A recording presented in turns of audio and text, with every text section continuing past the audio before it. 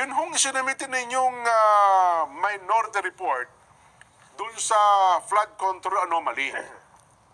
Ang totoo, Sen, bago nga po pala, ito'y tinalakay natin parang isang buwan na po sa palatuntunang ito, hindi ko ba? Bago matapos ang taon. Oh, na kayo ay gumawa ng isang minority report at yun nga po ang nilalaman at may mga rekomendasyon pa kayo para matigil yung mga iskandalo dyan po sa DPWH, Sen. Di po Hindi ba? nila pinapansin pagka dito natin dinidiscuss. So, ang ginawa namin ni Sen. Aimee, ito na Opo. lamang sa Senado. Opo. Tinabag namin yung mga inakala naming magagamit namin na pwedeng sila ang magsalita laban dun sa aming inihayag na minority report. Ayun nga, ganun na nangyari. Ganun pala yung technique.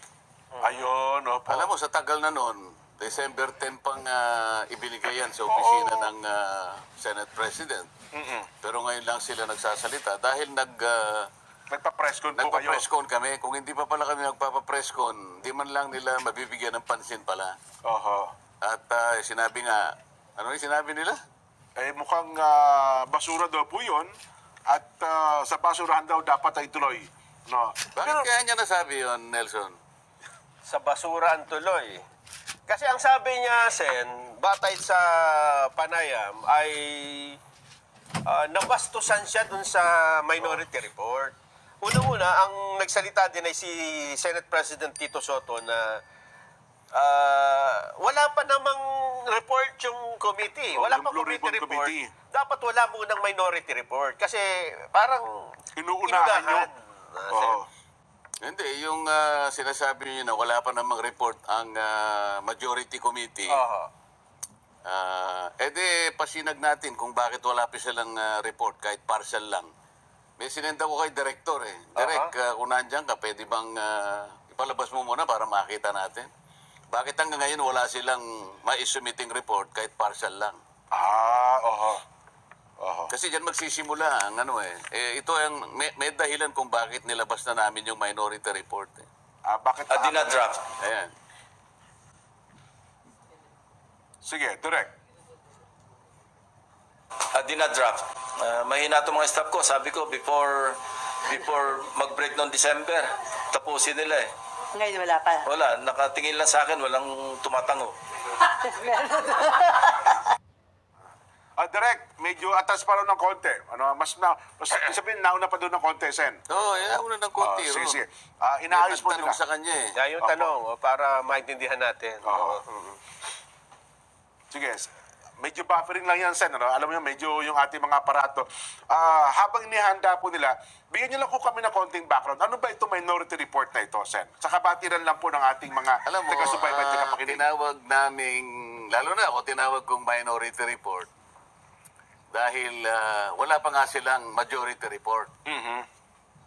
Hindi ko maintindihan kung bakit sinasabi nilang ang katapat niyan ay basura lang. Opo. Wala naman akong nakikita na dapat ay ituring na ito'y papunta lang sa basura. Oho. Sapagkat yung nilalaman nun, kung binasa nila, narinig ko si Senator Lacson, hindi man lang niya binasa eh. Hindi na po. Hindi nga rin po niya pinansin. Tama kayo. O paano mo sasabihin ang isang report ay nauukol lang sa basura, hindi mo man lang binasa?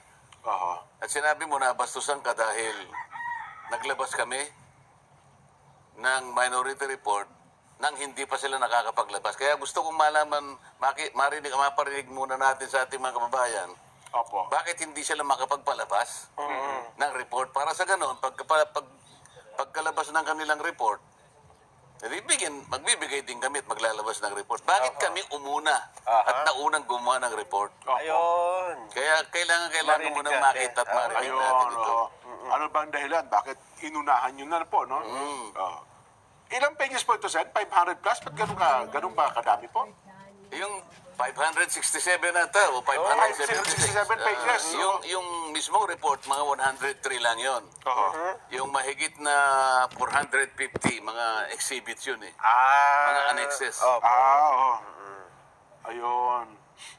Pero ito po, ano ang nakagip? Di ba, nung chairman po kayo ng Blue Ribbon Committee, hanggang napaltang kayo, ilang pagdinig ito sa nakapaloob dun sa committee report ninyo? Bago ko sana sagutin, kaya nga gusto ko makita nyo muna yun eh. Opo. Yung minority report na yan, ang kinapalooban niya ay unang 3 pagdinig na ako pa yung chairman. Opo. So tatlo. Okay. Pagkatapos yung susunod na 3, yung si Senator Ping naman ang chairman. Okay. Pareho naman yung ginagamit ng naming mga testigo at mga resource persons. Mhm. Yung ginamit namin doon ay yung mga individual na mga testimonies ng mga witnesses. Mhm. Ginamit ko rin naman yung kanyang privilege speech. 2. Oho. Kung basura yung report, di basura din yung privilege speech niya. Nakapaloob ba doon? Paano niya pa, Oo. paano niya sasabing karapat dapat lang sa basura yon, hindi mo man lang binasa kung ano yung sinasabi ron. Oho. Di ba? Samantalang sinamarize namin kung ano-anong pinagsasabi ng mga inimbita naming mga testigo. Mhm. Ano yung mga sworn statements na isinabit ng mga resource persons. Mhm.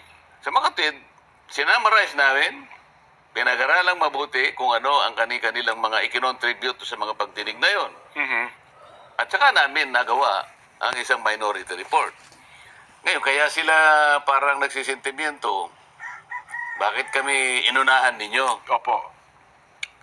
Kasi sa mga tuntunin naman namin, sabi niya, kinakailangan mauna muna yung majority report. Tama po. Oo.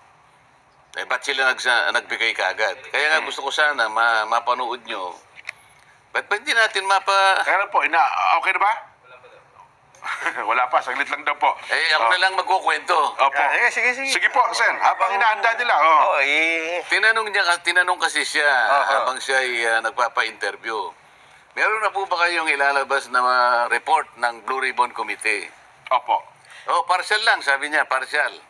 Kaya lang, mahihina itong aking mga tauhan eh. Mhm.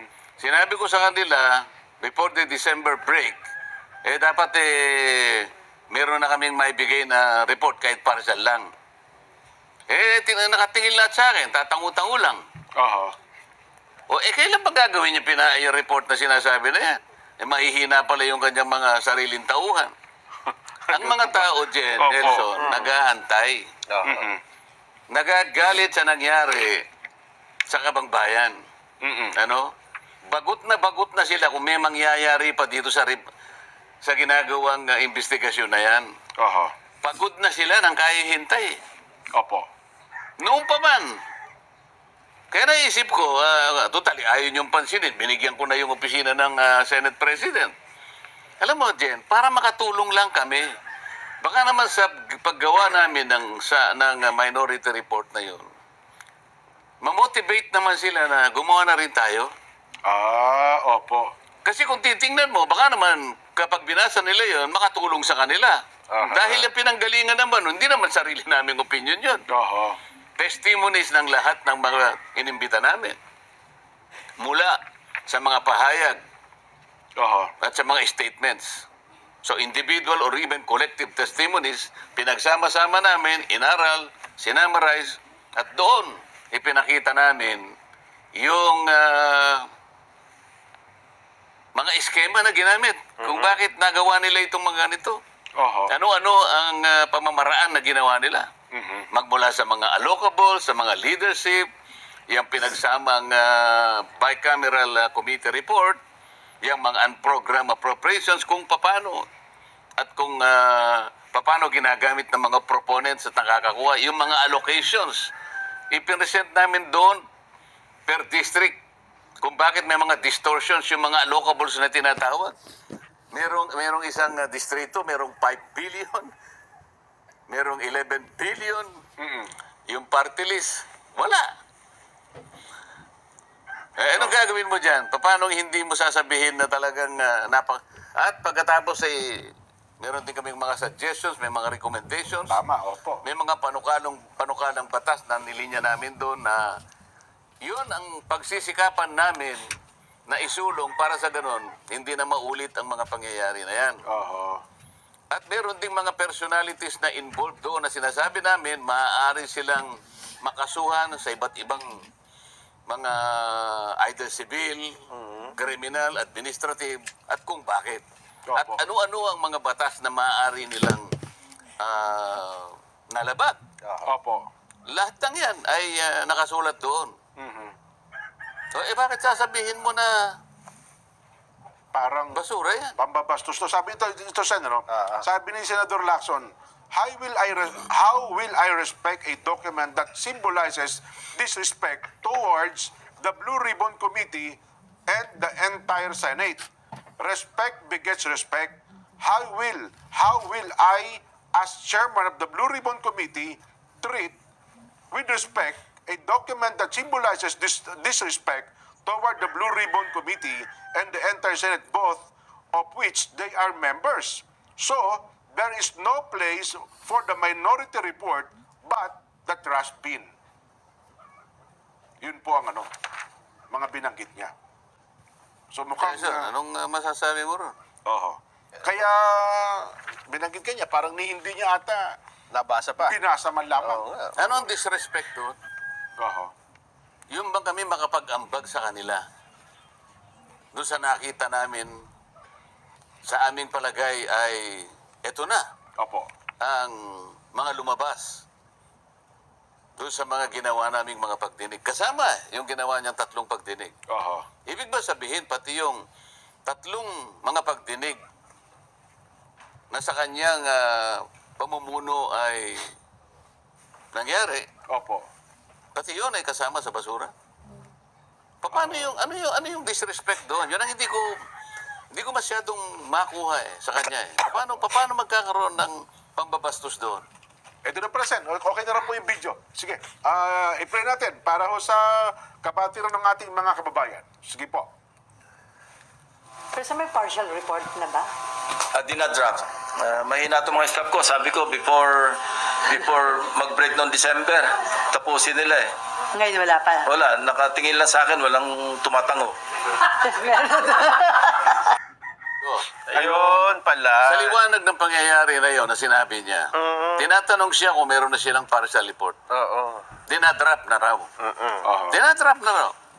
At ang pangako nila, sa magitan ng kanyang mga staff, bago mag-break ang December, sabi niya, makakapagpalabas sila.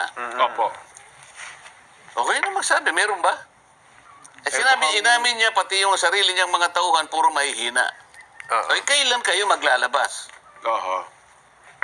Nelson, Jen, Opo. tingnan mo nangyari sa Kapangbayan. Nilimas. Oo. Ang tao nagagalit. Ang puot ay namumuo sa kanilang mga dibdib.